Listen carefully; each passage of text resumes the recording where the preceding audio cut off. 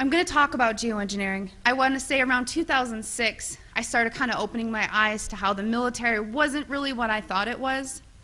And people approached me knowing what I did for a living and said, have you ever heard of chemtrails? Well, I hadn't. And that sparked my interest. So I went online and I looked at chemtrails. I saw a lot of, debunking, a lot of sites that were just kind of calling it a conspiracy theory.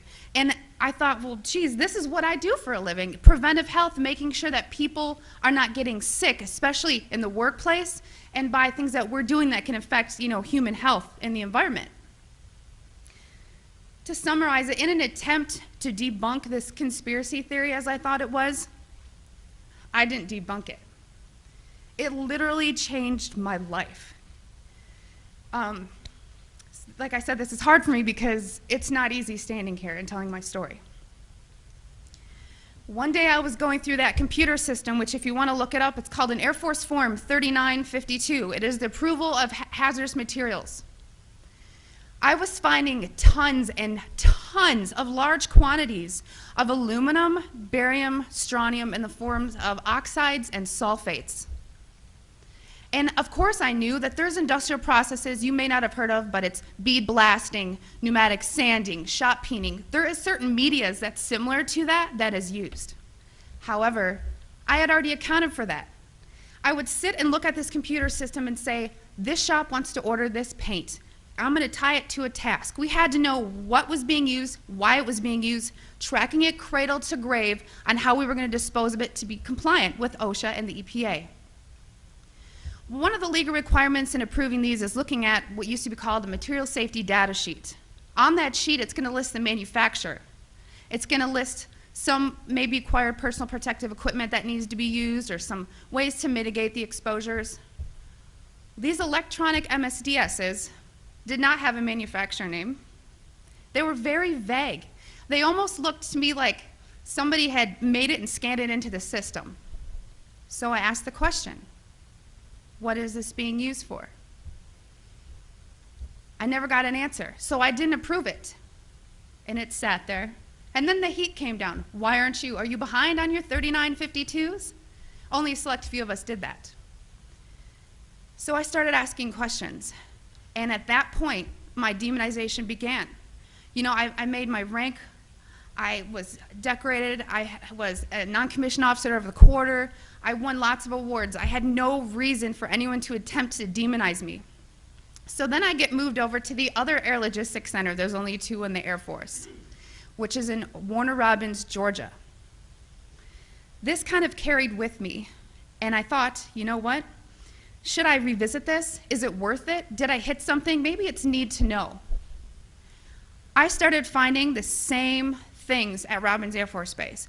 I was now doing some more investigation work. Part of what I did was to use a high volume air sampler to air sample up to, I'd say, a football field in about 10 minutes.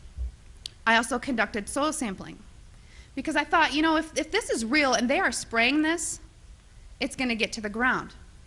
So I conducted air sampling, I conducted soil sampling, and I was getting high levels of these contaminants.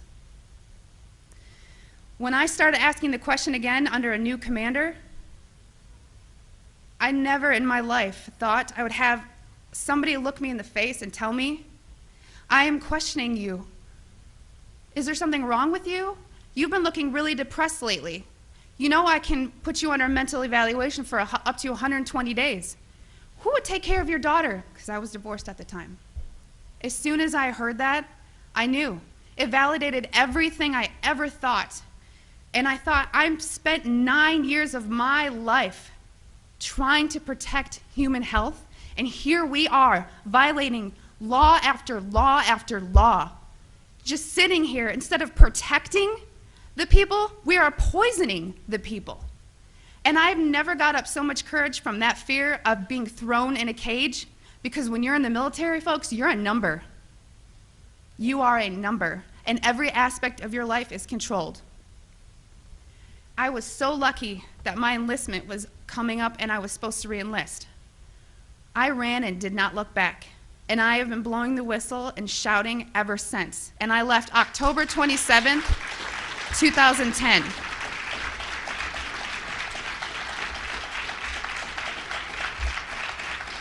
Thank you. It didn't just end there, though. You got to remember, there's a whole career field of people that work in bioenvironmental engineering. A lot of those people were told, do not talk to me. Do not talk to her. Do not email her. They were given no contact orders. Because my biggest thing was, if I'm just so, dishonest, don't you think somebody would come out and say, she was never in the military or something negative to discredit me? They've ignored me, but they've tried to silence me. Every time I fly, I am pulled into a secret room. I literally am tagged in the system for the TSA. It is difficult.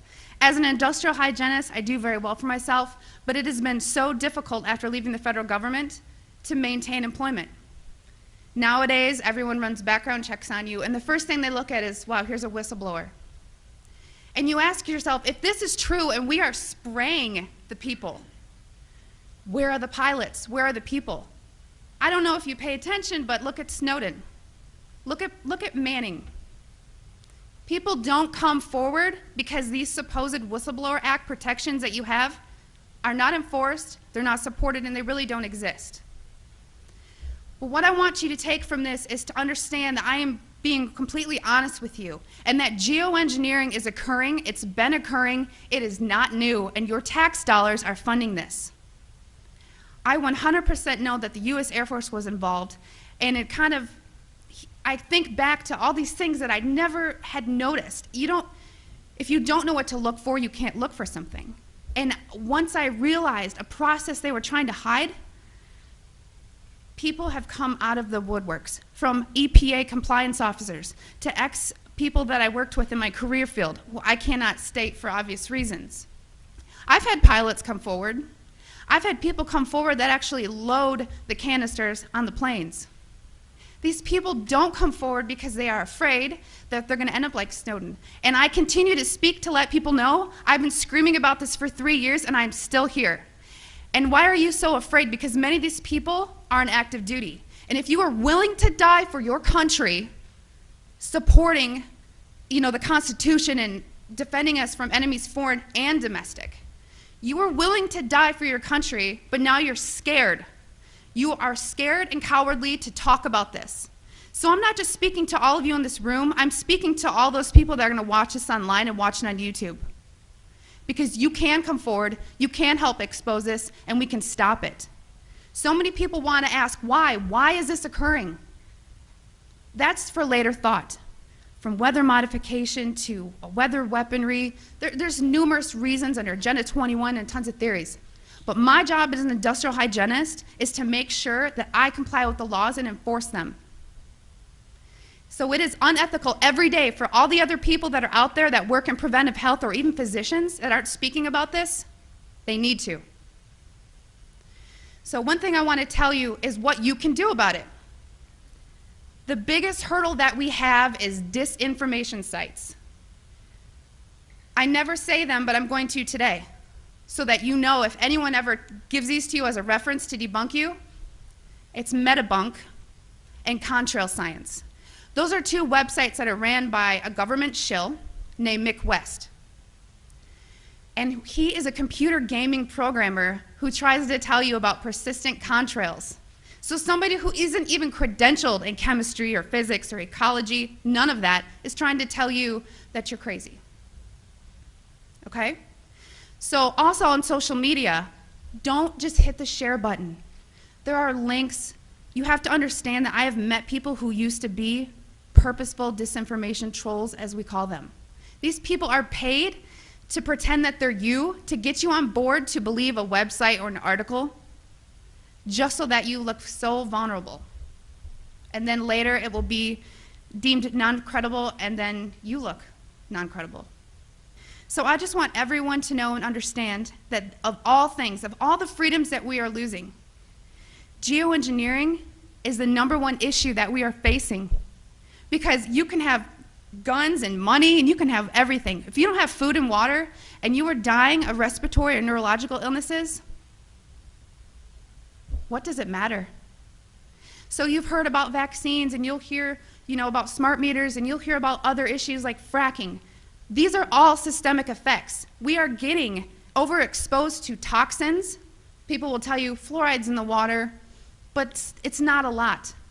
It is a lot because you're getting it everywhere in your food, water that you drink, everything, and you're getting it in your vaccines. All this, it's a coupled systemic effect, and our bodies cannot metabolize these toxins. So I just want to thank you for taking the time to listen to my story, and I will continue to shout from the rooftop.